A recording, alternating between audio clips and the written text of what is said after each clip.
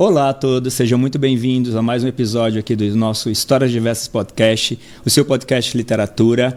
Se você é um amante de leitura como eu, você está querendo entrar nesse universo, seja muito bem-vindo aqui. A gente vai estar sempre falando desse tema aqui com muito carinho para vocês. Eu sou o Custódio. A gente está sempre também com um convidado mega especial, com uma convidada que a gente tem hoje aqui, que eu vou já apresentar para vocês. Não tenho nem roupa para essa entrevista. Estou muito feliz aqui com essa conversa, com essa ilustre presença aqui que eu já apresento para vocês. Então, antes de apresentá-la, gostaria de convidar vocês aí a seguir a gente nas redes sociais, no YouTube. Não deixe de assinar o canal para toda vez que tiver episódio novo como esse, vocês ficarem sabendo aí em primeiríssima mão. E também acompanhar a gente aí nas redes sociais, no Instagram, no Facebook e na Amazon Music, no Spotify. A gente está em todas as redes para chegar de uma forma aí bem acessível e bem abrangente aí para vocês, tá bom? Bom, a nossa convidada de hoje, ela é mestre em literatura brasileira, doutora em literatura comparada pela URJ e bacharel em música flauta transversa. Ela é também romancista, poeta, contista e autora. Publicou os livros de poesia Parte da Paisagem, Pequena Música, que foi menção honrosa no prêmio Casa de las Américas, Deriva e Eu Vivo. O ensaio Todo o Tempo que Existe, que a gente vai falar dele aqui também durante a nossa conversa, esse livro que eu achei muito maravilhoso, entre tantos. E os romances Sinfonia em Branco, que ganhou o prêmio Saramago, Um Beijo de Colombina, Hakushicha, Azul Corvo, que foi um dos livros do ano do jornal inglês Independent, Hanoi e Todos os Santos. Além disso, os contos Caligrafias e O Sucesso. Também publicou algumas obras para crianças, entre as quais Língua de Trapos, Prêmio de Autor Revelação da Fundação Nacional do Livro Infantil e Juvenil. E seus livros foram traduzidos em mais de 20 países. Também tem poemas, contos que saíram em revistas como A Modern Poetry in Translation e Granta. Nossa Senhora, que história, quanta história.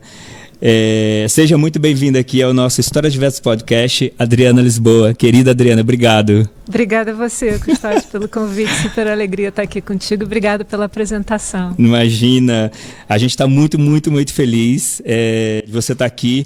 Mais feliz ainda de você estar presencial, que a gente sabe que você não mora no Brasil, que seria... a gente conseguiu pegar essa janela, que você está no Brasil para lançar o Realejo dos Mundos, que a gente vai falar dele aqui, esse livro lindo, maravilhoso, tão especial, tão diferente, né? Então, a gente vai falar bastante dele aqui também. Então, super obrigado aí pela sua agenda. Eu sei que você está numa agenda mega corrida aqui também no Brasil. Então, muito obrigado por você estar aqui com a gente, tá? Imagina, foi bom demais a gente ter conseguido coincidir, né? Sim. Então, super perfeito, maravilhoso. Obrigado. Muito obrigado. Eu vou começar aqui o papo com você com um tema que a gente sempre começa, que é a maioria das conversas, que é como que a literatura bateu na sua porta. Cedo, viu? Bateu cedo. Eu comecei a escrever e enfim, me apaixonei por livros muito cedo, comecei a escrever muito cedo. Eu tinha uma professora especialíssima na escola, quando eu tinha 9 anos de idade, que promoveu um concurso de poesia. E que foi minha primeira tentativa de fazer alguma coisa criativamente com as letras, né? E aí escrevi um poema e falei, nossa, mas que coisa interessante, né? Vamos tentar outros. E aí escrevi 1, 2, 3, 10 e estou escrevendo até hoje, né? Então foi esse contato assim bem cedo na minha vida. Que legal. Nossa, que demais. Imagina, ali você já reconheceu que tinha alguma coisa ali que estava no caminho da escrita, né? Tinha um borogodó, tinha uma coisa muito especial naquilo de trabalhar com a palavra, né? Me lembro dessa época de eu ficar pesquisando rimas, né? Pensando em métrica e tentando ver como que as coisas se combinavam ali. Aquilo era toda uma geografia assim, a ser explorada, sabe? Um universo super fascinante. Nossa, que maravilhoso. Ali as coisas já começavam a ficar claras do que você viria a ser e produzir, né? E você foi uma criança, uma adolescente que leu muito, assim, como que era o incentivo da leitura assim, na sua casa? Pois é, eu não venho de uma família de leitores, particularmente. Não era uma casa que tivesse biblioteca, mas era uma casa de muita generosidade. Então, era uma casa aberta aos meus desejos, né? Então, quando eu comecei a manifestar desejos, curiosidades por livros, né? Então, meu pai era uma pessoa que me acompanhava para a livraria, para escolher um livrinho de vez em quando. Demais. Né? Então, sempre essa total disponibilidade, essa total abertura para que eu pudesse explorar os universos que fossem importantes para mim. Né? Então, embora não viesse de uma família assim particularmente, né, letrada nesse sentido, né, de muitas crianças que têm essa sorte de nascer numa casa que tem aquelas estantes já preenchidas e você só vai lá Eu nasci numa cidade que nem tinha biblioteca e nem livraria. Pois é, então a gente sabe como é, você acaba criando seus próprios caminhos. Mas o meu pai era um cara que me falava, você devia ler tal coisa, né, porque ele tinha as referências dele. E quando eu tinha 14 anos de idade, meu primeiro namorado, que devia ter uns 17, 18 na época, estava fazendo vestibular, foi um cara que chegou para mim e falou assim, você devia ler Machado de Assis. Nossa, olha que Sim, o namorado desapareceu, mas isso ficou Mas olha o que ele deixou sempre, de legado. Exatamente. Memórias póstumas de Brás Cubas. Nossa, né? Então eu li aos 14 anos de idade, levada pelas mãos, literalmente, do meu primeiro namorado. Então Machado entrou na minha vida nessa altura. Nossa, que maravilhoso. Então, através de pessoas, através de afetos, as leituras foram chegando até mim. Né? Nossa, que maravilhoso. Nossa, que legado que ele deixou, né? Acho que ele nem tem consciência disso, né? Se estiver por aí em algum lugar vendo obrigado. isso, obrigada, Abraham. Boa. E a gente falou aqui no começo que você também é formada em música, né? Quando que você decidiu o caminho para a escrita e por quê, assim? Pois é, a literatura sempre fez parte, né? Como eu estava te falando, desde muito cedo, sempre tinha eu sempre fui uma pessoa muito tímida, muito introspectiva, então o espaço da leitura e da escrita era um espaço para mim fundamental, né? De respiro mesmo, de sobrevivência emocional, né? Então eu sempre tinha aquilo ali mais ou menos preservado. Eu me interessei pela música também na adolescência, meus pais eram músicos informais, lá em casa sempre tinha seresta, minha mãe tocava violão muito bem, então eu fui um pouco assim nessa onda, acabei começando a trabalhar com música muito cedo, meu primeiro trabalho remunerado na vida foi aos 18 anos de idade cantando MPB, na noite, sabe? Na França, que eu fui para lá numa aventura, assim também. E aí, quando eu voltei, né, dessa aventura, eu fui fazer faculdade e tal, e aí optei pela música, né? Mas aí a coisa foi ficando, assim, muito séria, e a gente sabe que vida de músico é meio vida de atleta, você tem que ficar se dedicando àquilo, assim, com muita seriedade. E eu comecei a não ter mais tempo para escrita e para leitura, que eram coisas muito fundamentais para mim. Então teve um momento em que eu falei, olha, vai ser uma coisa ou outra e eu prefiro que seja a literatura. E aí eu falei, bom, então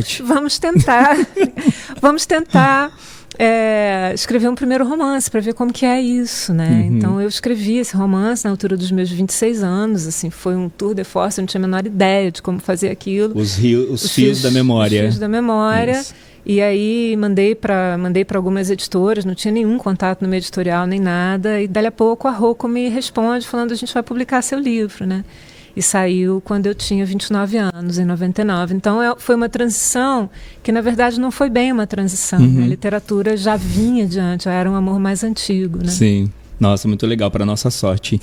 E você tem algum romance seu que teve uma grande influência da música? Ou de uma canção, ou de um músico, ou alguma coisa nesse sentido? Tipo, que você resgatou essa Adriana musicista, assim, sabe, para o romance? Eu acho que todos os meus romances, de um modo ou de outro, os livros de poesia também, enfim, tudo que eu escrevo de um modo ou de outro dialoga muito intimamente com a música, né, de várias maneiras. Mas eu acho que tem um livro especificamente que é Hanoi, que é o meu romance de 2013. Que é maravilhoso. Obrigada. Cujo personagem principal é um músico de jazz, né? Então foi para mim um mergulho nessa vida. Então aquilo que ele escutava, né, eu escutava o que ele escutaria na história, né? Então toda a minha tudo aquilo que eu ouvia na época era muito o mundo, o universo desse personagem.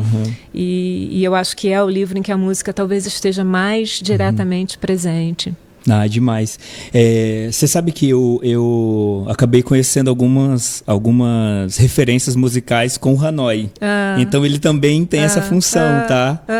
E uma coisa que eu tinha o hábito de fazer quando eu estava lendo, eu colocava as trilhas sonoras de fundo, baixinhas assim, no celular, dos músicos que você cita no romance, e ficava lendo o romance como trilha, e com a trilha de fundo dos artistas, enfim, dos músicos, compositores, enfim, que você cita no romance. É uma outra experiência, uma experiência muito interessante, né? E de fato, aí fica uma conexão muito direta, assim, né, do livro com a música. Pois é, eu tenho um outro romance também, que é um Todos os Santos, agora estou pensando nisso, que tem uma parada também com a música pop dos anos 80, né? Que, enfim, foi a música da minha adolescência, então os personagens estão ali falando sobre isso, se lembrando disso, que para mim também foi uma viagem no tempo, porque eu escrevi grande parte desse livro escutando essa música, né? Então uma viagem de volta à minha adolescência, também esse som assim que é tão específico, né? Música pop dos anos 80, Sim. É um gênero assim muito específico. Sim. Então tem essa onda, né, desse passeio da literatura pela música. Nossa, demais. Sim, sem dúvida.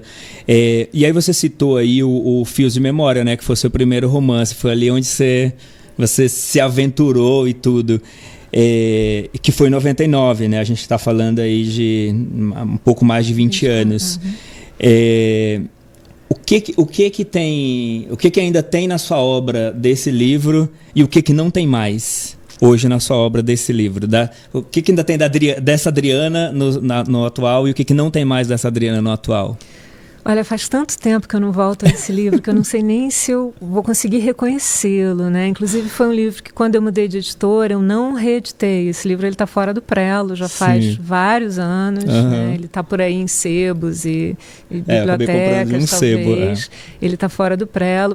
Para mim foi um livro muito experimental no mau sentido da palavra, né? Eu estava experimentando mesmo, que é ótimo, né? Eu tenho um super respeito por ele. Aprendeu muito eventualmente com ele. Foi uma aprendizagem, numa época em que, se a gente pensar, né, eu escrevi esse livro em 96, quer dizer, era uma época em que a gente não tinha internet, não tinha mídia social, eu não tinha contato com outros escritores, eu estava assim, realmente sozinha no meu mundo com as minhas leituras. Eu não tinha assim um amigo escritor a quem pedir uma opinião, sabe? Então eu estava ali explorando um universo completamente sozinho. Os meus mapas eram as minhas próprias leituras e nada mais. Então eu acho que ele é um livro muito ambicioso, por um lado. Ele quer fazer muitas coisas, ele quer dizer muitas coisas e não sabe muito bem como, né? Eu acho que algo que ficou desse livro para mim foi o trabalho com o tempo. Eu acho que o tempo ele é muito importante para mim em tudo que eu escrevo, a nossa relação com o tempo. Sim. O modo como o tempo aparece nas nossas memórias, quer dizer, o livro se chama Os Fios da Memória, né? Tem tudo a ver com isso. Que é o tempo, por exemplo, que me interessa muito, o tempo do processo analítico, do processo psicanalítico. Que você vai lembrar de algo da sua infância e você lembra de tudo fora de ordem. Aquilo não é uma narrativa linear, né? Isso que eu estou querendo dizer. E eu acho que isso, para mim, sempre foi um recurso estilístico muito importante em tudo que veio depois e continua sendo. Não, muito legal, demais. Acho que o quanto você aprendeu com ele. Eu não li ainda o livro, né? Tá na minha listinha ali, no meu TBR, como diz os nossos TikTokers. Mas eu vi que o primeiro capítulo, você abre, o primeiro capítulo chama Orlando. É uma referência a Virginia Woolf. Uma referência a Virginia Woolf. Então, assim, o livro já começa grande, né? Ele já começa com essa referência. E aí, falando então nessa questão do tempo e um pouco de linha do tempo, quem hoje você tá mais conectada assim com os autores contemporâneos assim hoje, que você tá lendo, que você tá mais conectada de uma forma mais geral assim? Olha, eu tenho duas paixões no momento, que são a Annie Ernaux e a Anne Carson, que foram duas descobertas bastante recentes, né, considerando-se principalmente o tempo de vida e de obra que essas mulheres têm. Eu estou completamente deslumbrada pela obra da Anne Carson, tão absolutamente fascinada de quatro por essa mulher que eu comecei a estudar grego, porque comecei a ler as traduções dela de Safo. Eu falei, eu preciso estar mais na cabeça dessa mulher. Mas tirando essas duas, né, grandes autoras que estão me acompanhando muito, tem vários escritores brasileiros, escritores e escritoras que me interessam também demais e cuja obra eu venho acompanhando muito de perto. Rafael Galo é um deles, né, recém-premiado pelo Saramago. Teve aqui com a gente. Mariana Anelli, que é uma grande poeta, Cláudia Roquette Pinto, que é uma grande poeta e uma influência para mim assim, há mais de 20 anos, né? Somos amigas, mas também é uma grande influenciadora. A Cláudia Lage, que é uma também grande amiga e uma prosadora que eu admiro demais, que tem um romance fenomenal, que ganhou o Prêmio São Paulo há um par de anos. Então, tenho algumas relações com autores brasileiros, estou me restringindo ao Brasil, né? Mas com autores brasileiros contemporâneos que, além de amigos, são pessoas que eu acompanho e que eu admiro muito. E que estão escrevendo absurdamente, assim, né? E que estão escrevendo absurdamente, que estão pensando absurdamente sobre a escrita, né? Quer dizer, não é aquela coisa, vamos com a onda, vamos com aquilo que está na moda. Vamos encher palavras, páginas de muitas palavras. Exatamente. Não, né? Tem uma intenção ali e tem uma qualidade muito boa, né? Acho que a gente está com uma safra muito boa aí de autores contemporâneos, né? E um sofrimento ali atrás, assim, do bem até, né? Mas aquilo assim, puxa, será que isso faz sentido nos nossos tempos? Aí a gente passa por uma crise política longa e aí como que a gente sobrevive como escritor, né, criativamente, dentro desse espaço. Então, sabe, é uma coisa muito séria, né? Sim. E eu tenho um respeito gigantesco por essas pessoas. Sem dúvida. Outras, eu também. Eu também, sem dúvida. E aí, obviamente, você citou algumas mulheres aí, né? Principalmente as duas primeiras, as internacionais, mas também algumas brasileiras. Eu vi que você fez um vídeo também falando do livro da Ju Leite também, que eu amo de paixão, também é outra que eu admiro demais. Acho que ela traz muito essa nova cara dessa literatura contemporânea, né? A Ju, entre tantas outras, né? E como que você vê o papel das mulheres na literatura? Na sua visão, qual a importância disso dentro do contexto literário? Perguntando isso porque há pouco tempo atrás, e muito pouco tempo atrás, era uma estante só de obras escritas por homens, né? Então, e hoje a gente vê muito, ainda é um espaço que precisa ainda ser, a gente sabe que ele precisa ser ainda aumentado, né? Mas já é um espaço, comparado a, sei lá, 15, 20 anos atrás, a gente vê muita mulher hoje escrevendo. Qual a importância disso, assim? O que você acha que isso traz de relevância para o contexto literário, ter mais mulheres escrevendo? Olha, eu acho que a gente sempre teve, né, muitas mulheres escrevendo, não necessariamente sendo publicadas e chegando às livrarias e aos leitores, né? Eu acho que talvez o que esteja mudando seja isso, porque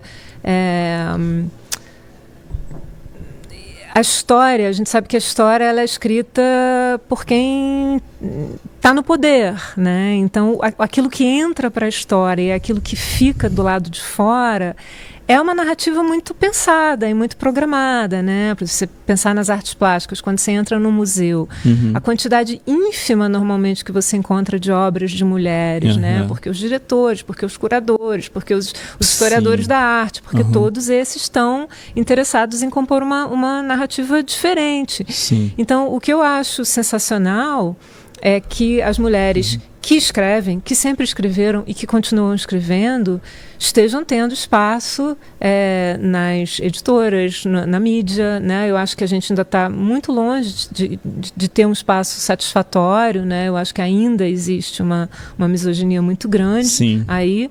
Mas eu acho que é isso, eu acho que é chegar nesse mesmo lugar, né? Eu estava vendo esses dias no jornal uma fala do Morgan Freeman, né? Do grande ator estadunidense, e aí nos Estados Unidos tem o mês da cultura negra, né? E ele se batendo contra isso e falando assim, mas vocês vão relegar a minha cultura a um mês, né? E a gente sabe que essa é uma situação bastante complexa, né? Não estou totalmente de acordo com isso que ele está falando, mas é isso, assim, né? Que a gente possa ser não apenas, ou não uma estante de mulheres, né? Ou não #leia mulheres, mas que que elas entrem de uma forma natural. Simplesmente normal. Simplesmente parte daquilo, né? E que você... Ao entrar num museu de arte, que você tem ali uma proporção de 50%, e às vezes 60% mulheres e 40% homens, e que isso varie de uma forma, enfim, menos notável, né? Sim, sem dúvida.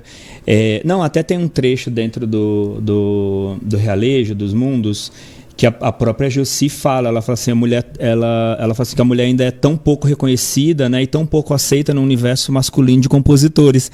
Então não é uma coisa que é restrita à literatura, né? Você vê que você falou de música, que ela traz a questão também da composição, né? Então tem um território aí imenso pra gente percorrer, né? Sem dúvida. E aí eu queria falar um pouquinho do seu livro Todo o Tempo que Existe, né? Que você fala ali da perda dos seus pais, né? Que achei um livro lindo, assim, tão sensível, né? E um tema que é tão universal, mas que, enfim, acho que a gente está sempre em busca dele, a gente está sempre querendo saber como que a gente encararia esse momento quando eventualmente vem acontecer com a gente. Escrever o livro te ajudou a superar mais o luto? Me ajudou muito, e eu acho que, na verdade, fez toda a diferença, sabe? Porque foi um livro muito espontâneo. Eu acho que de todos os livros que eu já escrevi foi o mais espontâneo, foi um livro não planejado, eu não pensei em fazer esse livro. Eu estava lendo um livro da Rosa Monteiro, que foi até uma sugestão do Rafa Galo, né? A ridícula ideia de nunca mais te ver. Exatamente, o Rafa eu li, falou, é maravilhoso. Você devia ler esse livro e tal, e tem um momento em que ela fala uma coisa sensacional, a Rosa, que é...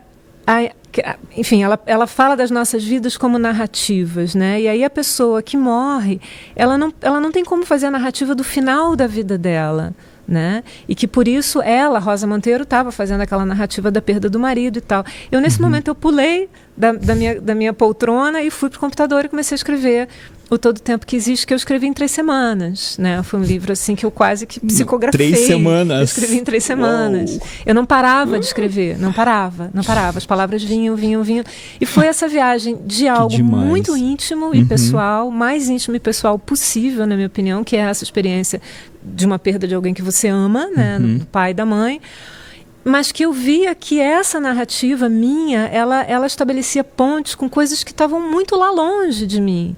E essa viagem foi incrível, sabe? Sair do cais úmido e ínfimo do eu, como diz o Paulo Henrique Brito num verso magistral dele, e ir lá longe, lá atrás, lá na frente, lá do outro lado do mundo. E aí algo lá faz você voltar para dentro de si. Né? E essa experiência ensaística desse movimento foi uma coisa... não apenas fantástica para mim de explorar literariamente, como foi extremamente curativa, sabe? Foi uma viagem que me fez muito bem nesse momento. Foi uma forma de homenagear também seus pais? Claro, totalmente, mas homenagear sem aquela pompa falsa, né? Sem aquela coisa assim, vou idealizar. Que pessoas maravilhosas. Foram pessoas maravilhosas, mas também foram pessoas terríveis ao seu modo, como eu sou, como você é. Sabe? Então, né? Somos todos humanos. E eu acho que isso, aí é que está a beleza, aí é que está a graça para mim. Não ficar só na coisa do endeusamento, né? Mas trazer um pouco para a vida como ela é, né? Como a gente fala. Você fala, eu nunca saberia o que fazer com essa presença da ausência. Eu achei isso muito, muito maravilhoso. Bom, e aí eu vi... Esse livro também trouxe 2 referências. Eu li o livro da Rosa Monteiro depois que eu li o seu, que também me chamou muita atenção. E acabei lendo também O Ano do Pensamento Mágico da Joan Didion também, por conta que você traz alguns trechos dessa obra que eu achei maravilhosa. Também li, achei incrível esse livro. Foi uma dica da Juleite também que eu amei. Enfim, mulheres, né? Grandes mulheres aí. E aí eu queria... Você também tem traduzido grandes mulheres, né? Como Margaret Atwood, a Marguerite Duras, a própria Virginia Woolf, que a gente falou aqui no comecinho. Como que é para você traduzir esses grandes nomes? Que é uma responsabilidade, né? É uma super responsabilidade, Custódio. Eu aprendo pra caramba, porque é o convívio mais íntimo que você pode ter como leitor, né? Como leitora, com um livro. Pro bem e pro mal, porque às vezes você percebe certas estratégias, aí você fala, ai meu Deus, lá vem ela fazendo isso de novo. Chega, já fiz isso muitas vezes. Mas, por outro lado, você aprende... Sabe? É como se você fosse um pintor que está ali estudando as pinceladas do seu mestre, do seu ídolo, né? Você tem um olhar muito, muito minucioso, muito de perto. Mas é uma responsabilidade enorme, né? Porque o tradutor não pode se colocar de uma forma autoral. Isso é um grande problema, né? Quando você é um problema nos tradutores estadunidenses, por exemplo, né? Os Estados Unidos, com a sua arrogância típica, né? Interfere em tudo, muda tudo, adapta tudo, faz traduções adaptativas. E isso é uma coisa que para mim é muito claro. Então, se o livro tem uma passagem que é esquisita no original, ela tem que ficar esquisita na tradução. Sim. Se tem palavras que se repetem, elas têm que se repetir. Você não tem que tentar consertar, né, nesse aspecto. Lógico, né? Isso seria de uma arrogância assim, muito grande. Então, para mim, o grande desafio é esse. Sim. Né? E normalmente os tradutores falam que para fazer a tradução eles viram meio que coautor da obra, né? Porque realmente tem que ter muita sutileza ali, né, para escrever numa outra língua aquilo que está sendo captar, na verdade, né? Porque não é uma tradução literal, senão a própria inteligência artificial eventualmente poderia fazer. Exato. Mas de captar a essência do que está querendo, do que está sendo dito assim naquela frase. No caso de ser escritor e tradutor, nesse aspecto é mais fácil de ser esse coautor? Não, eu acho que às vezes pode ser até mais difícil, né? Porque você às vezes cai na tentação de querer alterar certas coisas para dizer da maneira como você, como autora, diria. E não é o caso, né? Eu acho que essa coautoria a qual você se refere, ela é para ser feita assim com muita parcimônia, com muita humildade, sabe? Não dá para ir com muita sede ao pote, achando que é algo de igual para igual, porque não é assim. A gente está um pouco na sombra, né? Daquela pessoa que a gente está traduzindo. E eu acho que é assim que tem que ser. E, naturalmente, às vezes você precisa fazer certas adaptações, tem coisas que não vão fazer nenhum sentido se você trouxer para o português, no caso, como está na outra língua.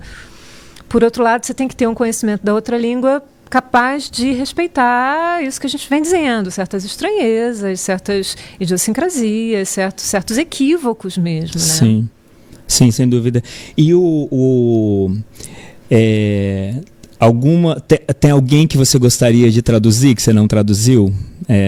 Que você fala, puta, eu gostaria de traduzir. Cara, tem. A Inerno você lê em francês? Ou eu leio em francês. Que maravilhoso. Os autores já estão traduzidos, né? Eu tenho muita vontade de traduzir um livro da Anne Carson que se chama Red Dog, que é a continuação da autobiografia do Vermelho, que é um livro que veio comigo, inclusive, nessa viagem para cá, e eu estou assim, fascinada com a poesia da Anne Carson, tenho muita vontade de traduzir. Legal. Tem uma outra autora inglesa, que foi já falecida, que foi artista visual também, que é a Leonora Carrington, e que eu sei que ela foi contista, escreveu uns contos surrealistas, eu sei que tem algumas coisas dela que estão saindo no Brasil nesse momento, a Companhia das Letras está publicando alguma coisa, outras editoras, eu acho que ela é uma autora que está um pouco no radar, assim, das pessoas. Eu sei que não está tudo dela publicado, então aquilo que restar de Leonora Carrington, então, por favor, estou aqui. Maravilhoso, maravilhoso. E de quem você já traduziu, dessas mulheres maravilhosas aqui que você traduziu? Tem alguma obra delas que você gostaria de ter escrito? Olha, eu acho que o livro da Marguerite Duras, que eu estou traduzindo no momento, que estou tentando me lembrar do título em português, O Arrebatamento de Lol V. Stein. De todos os livros que eu já li e traduzi alguns já da Duras, eu acho que é aquele que eu, sabe, muitas vezes eu passa aquela passagem, eu falo, ai, desgraçada! Por que não foi eu? Desgraçada! Aquela desgraçada no bom sentido, assim, que a gente fala, é um ódio e um amor junto, assim, né? E ela tem umas passagens nesse livro em que ela solta, assim, ela se solta, porque o livro ele é um livro que tem uma narrativa mais linear, né? Tem um enredo um pouco mais reconhecível, até de uma forma bem diferente de outros livros dela, mas tem momentos em que ela perde completamente o pé, parece que ela mergulha, e as palavras vêm vindo, e a pontuação fica toda bagunçada, e aquilo vira um grande delírio, um grande sonho. Aquilo é de uma beleza, sabe, assim, sublime, uma coisa, e aí dá vontade mesmo de falar assim, deixa eu roubar esse parágrafo. Deixa eu pegar só essa partezinha aqui. Olha, até eu que não escrevo, ou ainda, porque eu também pretendo, tô estudando bastante nesse aspecto, mas eu acho que é um lugar tão sagrado que eu tenho muito medo, assim, eu tenho muito respeito por esse lugar da escrita. Se um dia eu vier me aventurar, eu tenho que estar muito consciente disso. Eu não sei se eu concordo com você que seja sagrado. É assim, mesmo, eu acho esse lugar muito sagrado, assim, e depois eu comecei a fazer algumas oficinas, né? E comecei a escrever algumas coisas, obviamente, até em função das oficinas. Aquela escrita que você tem que fazer, né? E como é difícil escrever e como é... Aí é por isso que eu acho que eu consagrei mais ainda esse lugar, sabe? Porque é difícil escrever, é muito mais fácil ler. Não, eu te entendo, assim, eu tenho um respeito enorme pela criação artística, né? Pelas pessoas que estão nesse lugar da criadora, do criador, do compositor, enfim, do artista visual. Mas eu acho que esse instinto da criação, esse impulso da criação artística, literária, seja lá o que for, tá em todos nós, né? De uma maneira ou de outra. Enfim, para alguns isso é mais relevante do que para outros. E aí, se a gente tem essa né? Se dá essa vontade de pegar e sair para fazer, eu acho que é totalmente... Tipo, vai. Solta e vai, né? Pula na piscina, né? Verdade. Não, eu fiquei muito... Só um parêntese aqui. Eu fiquei muito feliz porque eu fiz uma oficina com o Zé Luiz Peixoto, né? A última vez que ele veio pro Brasil, ele fez uma oficina na Escrevedeira. E eu fiz oficina com ele. E no final, tive que escrever um texto para passar pela avaliação dele. E obviamente que ele fez as considerações dele, super factíveis, super fair, mas ele me botou assim num lugar que eu até me surpreendi. Ele falou, você tem muito potencial de escrita, né? Você só precisa se dedicar um pouco mais, assim, então quem sabe, né? Um beijo aí pro Zé, que eu gosto muito dele. Bom, queria falar um pouquinho do Sinfonia em Branco. Esse livro maravilhoso que está aqui, que eu amo de paixão. Aliás, eu estava na oficina do Itamar, ele perguntou que livro você gostaria de ter escrito. Eu posso falar que está gravada essa aula. E eu falei Sinfonia em Branco. Então eu sou muito suspeito para falar desse livro. Muito obrigada. Imagina. E aí, ele ganhou o Prêmio Saramago, obviamente. E você chegou a encontrar com o Saramago pessoalmente nessa premiação? É verdade? O que representou isso para você? Sim, cheguei. Para mim foi uma loucura, porque o Saramago era um dos meus grandes heróis literários, né? Eu passei os meus 20 e poucos anos de idade lendo obsessivamente a obra do Saramago. Principalmente um período específico da obra dele, né? E era uma referência importantíssima para mim, sabe? E quando o meu editor me ligou falando, Paulo Rocco, naquela época, você ganhou o prêmio Saramago. O quê? Não, Paulo tá isso é um trote, né? Alguma coisa assim. Não, não é finalista? Não tem nenhum equívoco, é outra Adriana, né? Então, assim, era meu segundo romance, né? Eu tinha 30 e pouquinhos anos de idade na época, e aí essa possibilidade, né, de ir para Portugal e estar com uma pessoa que era um dos meus heróis literários, de receber o prêmio das mãos dele, de poder sentar com ele do lado para conversar um pouco, né? Isso foi um dos meus grandes momentos. Nossa, sabe? Que maravilhoso. Que eu levo comigo.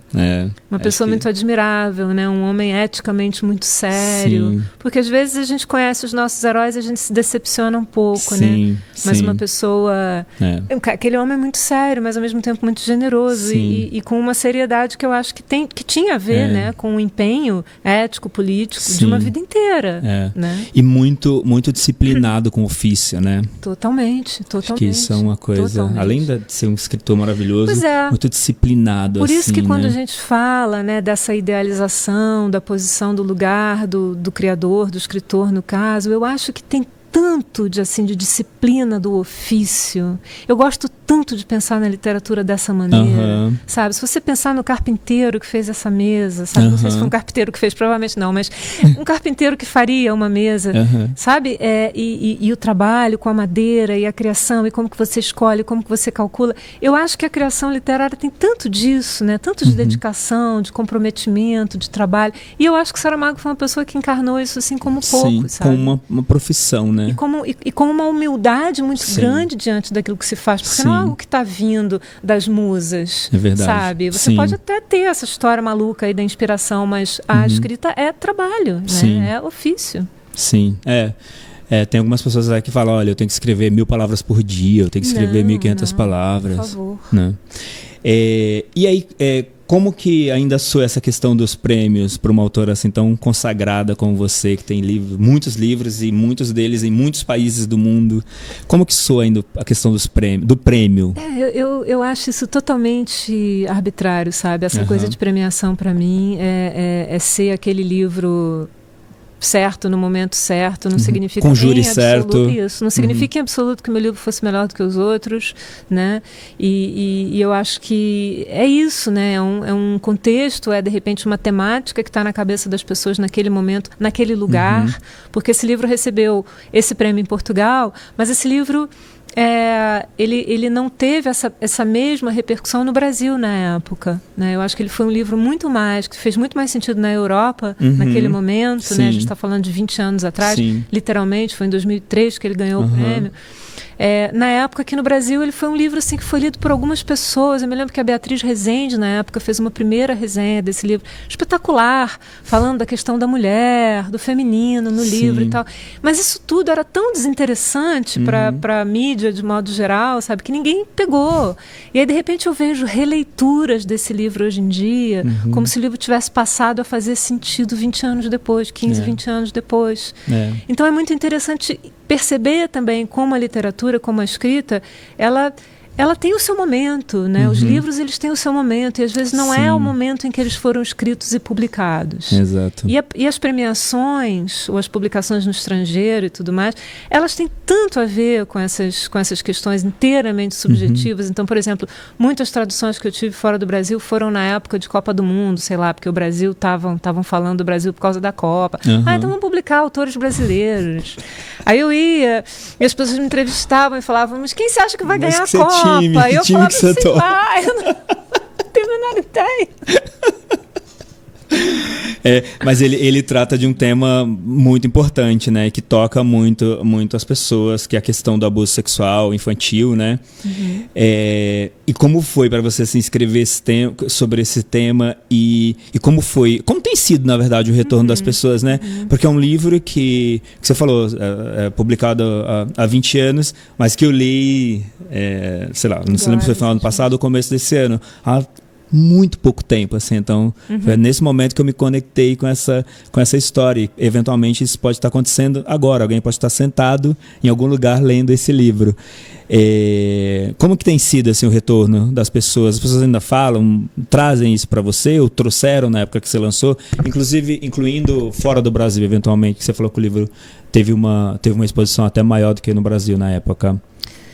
Sim, eu acho que, lógico, a gente está falando de um tema também que não é um tema que tenha um momento histórico específico, né? O tema do abuso sexual, né? Numa família, uma filha que enfim, que sofre abuso sexual nas mãos do pai e todo o silêncio que se cria em torno disso. Essa é uma narrativa meio clássica, né?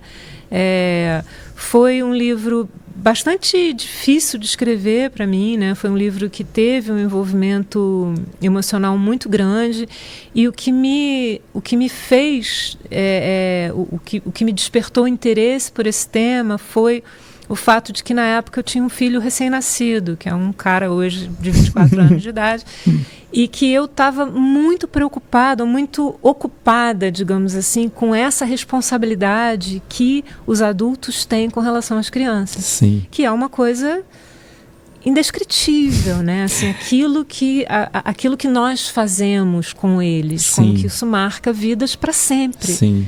E eu queria muito escrever sobre isso. Então eu pensei numa história que acabou sendo uma história bastante radical nesse sentido, porque é uma Sim. história de violência, né?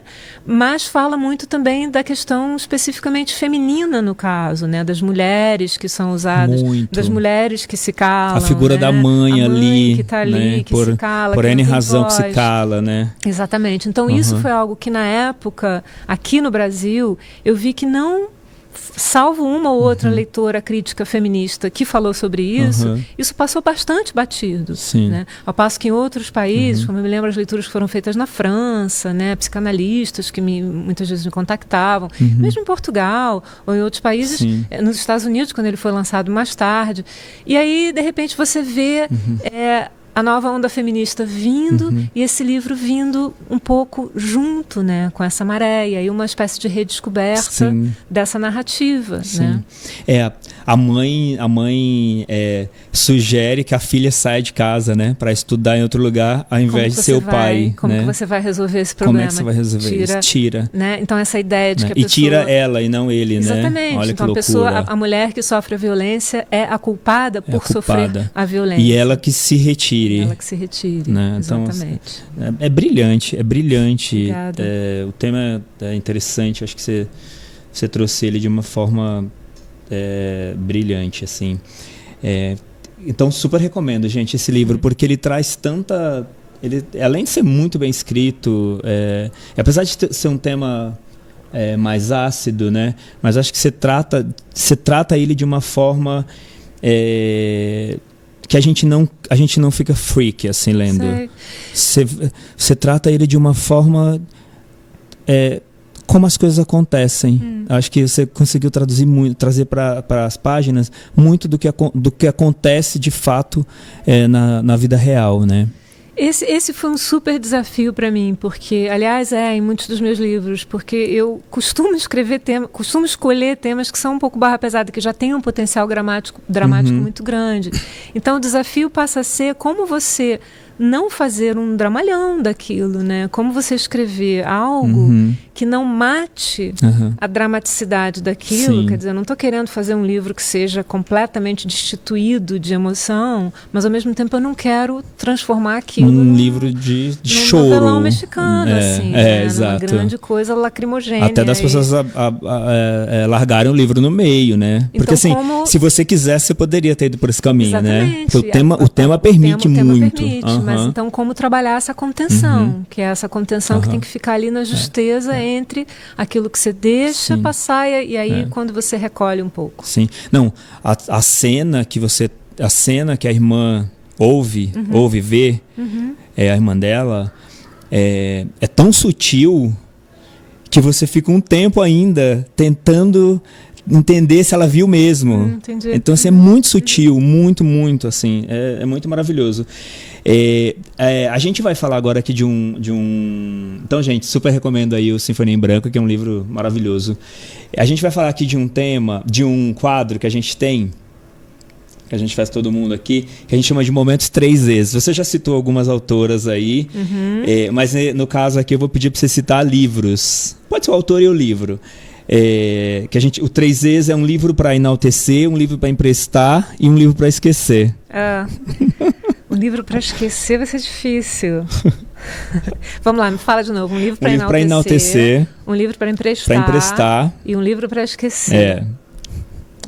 Talvez eu fique te devendo o terceiro. Não, tudo bem. Mas eu acho que um livro para enaltecer seria Os Anos, da Annie Ernaux. Nossa, maravilhoso. E fico super feliz de você ter falado isso, porque eu já conversei com vários escritores, amigos, homens, e várias escritoras, amigas, mulheres, sobre esse livro, e a grande maioria dos caras não vê muita graça nesse livro, e a maioria das mulheres fica completamente arrebatada. Nossa, é maravilhoso esse livro. Eu achei assim, eu terminei esse livro levitando, assim, aquela vontade de voltar à primeira página e começar tudo de novo, porque para mim foi uma das melhores coisas que eu li assim, nos últimos 10 anos. A sensação é que você viveu com ela naquela cronologia. É muito. E como ela trabalha com o tempo e com a memória, e como essa memória íntima, pessoal, dialoga com a memória pública dos eventos políticos da França e do mundo. Isso é um negócio absolutamente genial. Então, eu acho que, para mim, no momento, um livro para enaltecer é esse. O livro para emprestar é o Eros, o Doce Amargo, da Anne Carson, que foi, inclusive, a Juliana Leite que me recomendou. E eu li e falei, para tudo, porque várias das coisas que eu pensava sobre a vida, sobre o mundo, sobre o amor, acabaram de ir por terra. Uou. Então, como chama? Desculpa. Eros, o Doce Amargo. Em inglês já tô até Eros, anotando aqui. Bittersweet, The Bittersweet. E aqui no Brasil saiu com essa tradução. Perfeito. E que é uma viagem dela pela poesia clássica grega, que é a área de especialidade dela, né? Então ela faz uma releitura do significado do amor erótico, né? Que é uma coisa assim de uma beleza, sabe? Então é um livro que eu estou recomendando para muita gente também, depois de ter recebido a recomendação. Então acho que é um livro que eu emprestaria. E para esquecer, puxa vida, não posso falar. Não posso falar. Não posso falar porque vai pegar mal, eu vou ficar te devendo. Talvez o meu primeiro livro. Pronto, Os Fios da Memória, de Adriana Lisboa. Não vale. É um livro que eu quero esquecer, então fica sendo esse. Fica um livro para um livro que eu quero esquecer. Que eu quero esquecer, pronto. Tá bom, maravilhoso. Maravilha, obrigado aí. Acho que tem dicas, tem 2 dicas incríveis aqui que você trouxe aqui pra gente. E aí eu queria falar um pouquinho de você, da sua vinda para o Brasil, que foi para lançar, na verdade, que está sendo para lançar o Realejo dos Mundos, né? Que é uma parceria sua com a Jussi de Oliveira. É um livro lindo, é um livro diferente, um livro que traz notas musicais, traz um pouco de teatro. Ele mistura muito palavras a palavra com a música, né, com as notas. Conta um pouco dele pra gente e como está sendo a experiência, como foi escrever, fazer esse trabalho junto com a Jussi. Olha, a Jussi foi uma compositora que eu descobri na minha adolescência, por acaso. Uma compositora que não muita gente conhece fora do universo da música dita erudita, né? Ela é uma compositora de vanguarda, sempre foi uma mulher completamente questionadora de tudo que está ao redor dela. Eu acho que também por isso ela é uma grande inspiração para mim, além de eu gostar muito da música da Jussi. E eu estava com muita vontade, há uns anos atrás, eu estava sentindo muita vontade de escrever alguma obra de ficção que dialogasse com alguma artista brasileira. E o nome da Jussi me pareceu muito óbvio pela minha relação com a música, pela minha formação e tudo mais. E aí eu não a conhecia pessoalmente, só conhecia a obra, né, da Jussi. Aí entrei em contato, fiz entrevistas, revisitei toda a obra dela, tudo aquilo que ela escreveu, inclusive. E aí escrevi um texto chamado Realejo dos Mundos, que é um romance curto que tenta, num certo sentido, emular certas características das composições da Jussi. Então, um caráter circular, certas indefinições, as relações dos personagens, um caráter meio híbrido, né? Um pouco indefinido. Eu tentei trazer isso tudo para mim escrito, foi uma experiência muito legal. E aí mandei para a Jussi os originais, porque eu falei, cara, editora nenhuma vai se interessar por esse texto, né? Um texto fadado a não existir editorialmente, pelo seu caráter meio inclassificável mesmo, né? E aí a Jussi olhou para aquilo e falou, adorei, e quero transformar isso numa ópera.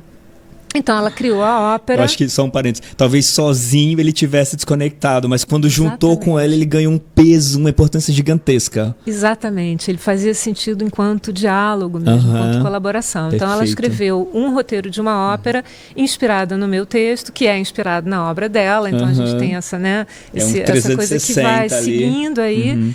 E o livro Realejo de Vida e Morte, Realejo dos Mundos, traz o roteiro dela, da ópera que foi encenada ano passado aqui em São Paulo, o meu texto, as partituras das composições dela com QR Code para as pessoas poderem escutar e as fotos das restas, né? Então é um livro de arte, assim, é um livro que ficou muito bonito, na minha modesta opinião. Eu sou muito suspeito. E ele ainda lindo. Ele ainda é um work in progress, porque ela vai filmar a ópera. Então, no final das contas, isso vai ser um filme, o projeto final. Então, ele tem uma extensão aí muito maior do que isso, Ele ainda segue. É livro, é teatro, é ópera, é filme, é uma opção de coisas. Ah, que legal.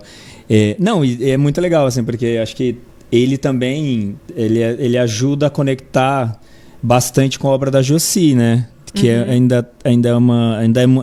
para um grupo mais nichado. Exatamente. Então, sei lá, eu não conhecia o Noturno de Piano. E eu achei uma ideia genial. É incrível, e aí, quando eu vi aquele vídeo, eu falei, cara, essa mulher tá muito além, ela tá muito à frente dos nossos tempos. Exatamente. Uma mulher que afunda um piano no mar, né? Uma compositora que afunda um piano no mar para falar de uma transição. Exatamente. Para falar de uma coisa que ela tá deixando para nascer outra. É muito genial. Muito genial. É muito genial. E ela tem esse pensamento. Quando eu mandei os originais do meu texto para ela, é impressionante como a Josi pensa grande, assim. O pensamento dela vai lá em Júpiter, sabe? Ela tem, assim, a concepção do trabalho é um negócio muito grandioso. Então ela se virou para mim e falou: Adriana, tem um momento no seu livro em que você fala dos elefantes andando em círculo em Botsuana. A gente vai ter que ir lá gravar isso. Nós vamos ter que ir lá gravar com os elefantes, porque eu quero o som desses elefantes andando em círculo em Botsuana. Eu falei: Josi, a gente não vai conseguir fazer isso. E veio uma pandemia pelo meio, nós efetivamente não conseguimos fazer, mas o pensamento dela está lá, nesse lugar, sabe?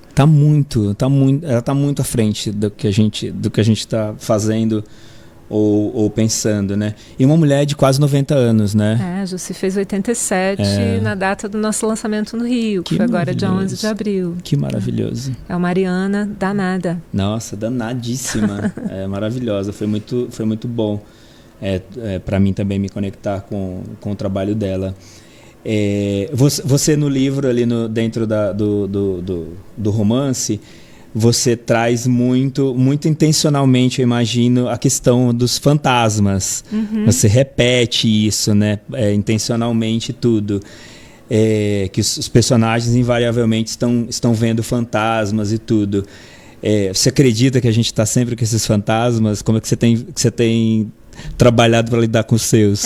Pois é, acho que a gente tá todo mundo aí carregando seus fantasmas pro bem ou pro mal, né? Engraçado que uma das coisas que a Josi me perguntou quando ela foi fazer a adaptação, ela falou assim: mas eu quero entender melhor esse fantasma ou esses fantasmas, o que é, o que esse fantasma representa? E eu falei: Josi, ao gosto do freguês, né? Porque eu acho que o fantasma ou os fantasmas presentes no livro, as pessoas me perguntam: mas é um extraterrestre? Mas é o fantasma da mãe que morreu? Mas é uma coisa política? Porque eu acho que o livro teve isso também, quando ele foi escrito, a gente estava num momento político em que muitos fantasmas estavam voltando, né? Voltando à vida. Então, o fantasma é do bem, o fantasma é do mal, o fantasma está fora dessas categorias. O que é, né? O que é esse imponderável com o qual a gente lida, né? E com o qual a gente lida, inclusive, na criação artística, literária e musical, no caso, né? Não, eu estava lendo o livro e tem uma amiga que até eu vou com ela hoje pro lançamento, ela vai comigo.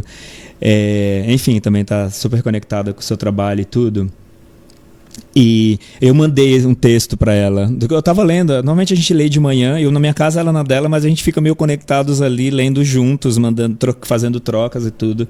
E eu mandei esse texto para ela, né? Que eu fiquei tão assim, esse texto ali quando abre, que fala que a gente está tentando encontrar, tentando ver, né? Mostrar os nossos fantasmas para não ser tratado como loucos, né? Então seria melhor que eu os visse, né? Achei maravilhoso. Aí eu mandei para ela e ela me respondeu assim: nossa, que coisa maravilhosa. Amiga, eu tô aqui tentando conversar com os meus. Então é um pouco isso, né? Assim, cada um com os seus ali. E eu acho que especificamente falando desse livro, do momento político do Brasil em que ele foi escrito, os Estados Unidos também, né? Porque a gente passou por uma crise muito próxima de muitas formas, uma crise política com muitas semelhanças. Essa sensação assim, mas será que eu estou maluco? Será que sou só eu que estou vendo esse fantasma? Será que milhões de pessoas não estão vendo o mesmo fantasma? Então também tem esse lado, né? E aí você continua sem resposta às vezes, né, num certo sentido. Sim. Então tem uma coisa muito, muito pessoal dos fantasmas pessoais, né? No caso dos personagens desse livro, a música, a pianista que uma delas foi, o cantor que o outro foi. Então esses fantasmas do passado, das pessoas que desapareceram de um mundo que desaparece na crise do antropoceno, né? Então é uma referência também para esse livro. Sim. E esses fantasmas nessa sua fantasmagoria, enfim, nessa sua indefinição. E vamos lidar. Quem não tem seus fantasmas, né? Pois é. Como que a gente... O desafio é como que a gente lida com eles. Acho que quanto mais você reconhecer que eles estão por perto, por ali, talvez mais fácil vai ser trabalhar com isso, né? A gente está quase indo para o final aqui, infelizmente. Papo delicioso, eu queria ficar muito mais tempo aqui com você. E a gente falou ali no começo também do seu trabalho com poesia, né? Até você começou, na verdade, né, rabiscando ali poemas. Hoje o seu trabalho está muito mais focado na prosa, ou você tem mixado, você pretende trazer mais coisas de poesia aí nos próximos tempos? Eu tenho trabalhado mais com poesia nos últimos anos. Eu acho que andou fazendo mais sentido para mim a poesia do que a narrativa, do que a prosa de ficção. E as últimas coisas que eu fiz de prosa foram um ensaio autobiográfico, que é o Todo Tempo que Existe, e esse trabalho em parceria com a Josi, que é um romance muito sui generis, né? Muito fora dos padrões. Eu ando interessada em explorar gêneros um pouco diferentes, sabe? Eu acho que por isso a obra dessas duas autoras também que eu citei lá atrás, a Annie Ernaux e a Anne Carson, tem me interessado muito. Legal. Porque são obras híbridas, né? Não são romances tradicionais, exato, como a gente conhece.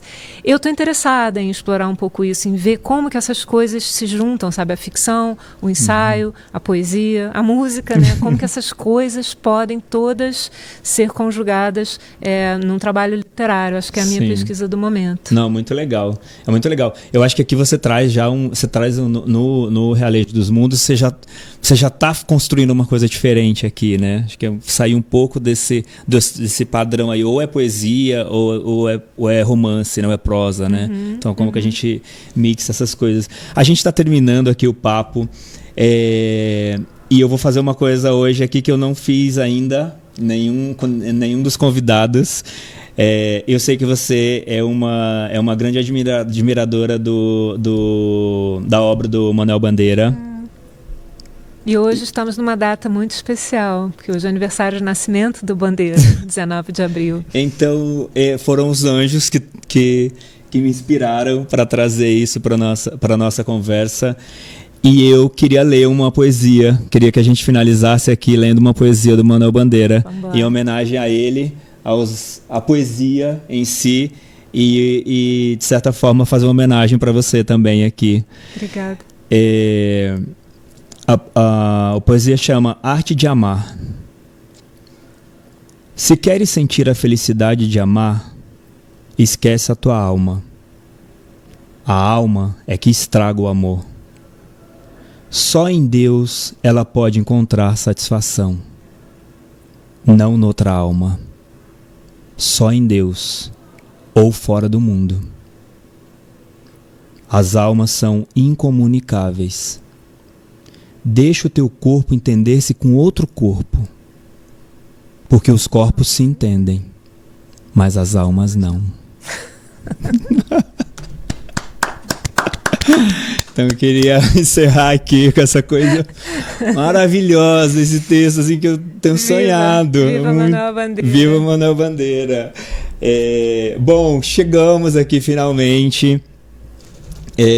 No final aqui do nosso papo, eu queria te agradecer demais, foi super gostoso, assim, nem parece que a gente ficou o tempo que ficou conversando, a minha sensação é que a gente ficou 15 minutos, mas queria te agradecer demais, a sua generosidade, a sua atenção, todas as vezes que eu te procurei para falar e tudo, a sua agenda, a sua disponibilidade de agenda. Eu sei que você está num momento assim, muito corrido aqui no Brasil, lança o livro hoje aqui em São Paulo também, que está numa correria aí para isso. Então eu queria te agradecer demais por você estar aqui com a gente, pelo seu trabalho, pelo que você tem feito pela literatura, pela poesia, que só tem deixado os nossos dias melhores. Imagina, assim. Custódio, eu que agradeço a você muito, imensamente. Eu acho que esse trabalho que você está fazendo, assim, sem querer que a gente fique agora aqui numa rasgação de seda absoluta, mas um pouquinho também que a gente pode, né? Mas pelo seu trabalho, que eu acho que tem sido incrível também o que você está fazendo pela literatura brasileira, que a gente precisa muito desses espaços, né? Obrigado. Para que os livros cheguem, né? Para que a gente tenha conversas inteligentes, interessantes e que a gente possa fazer os livros chegarem, não os nossos, mas os de todos nós, sim, né? Sem dúvida. Aos seus leitores. Então, super obrigada mesmo. Imagina, nossa, depois de um elogio desse, hein, eu ganhei o ano. Mas super obrigado, tá? De verdade mesmo. Bom, você que acompanhou aí a gente, super obrigado aí pela sua audiência. Não deixa de seguir a gente aí nos canais, sininho do YouTube para toda vez que a gente tiver conteúdo novo, como esse que você acabou de assistir aqui com a gente, você saber em primeira mão, né, os novos que estão por vir aí. Não deixa de seguir a gente aí nas redes sociais, no Instagram, no Facebook, no TikTok. A gente está em todo lugar aí para levar esse conteúdo aí de uma forma aí sempre muito carinhosa para vocês, tá bom? Um beijo grande, fiquem com Deus e até a próxima, tá? Um beijo.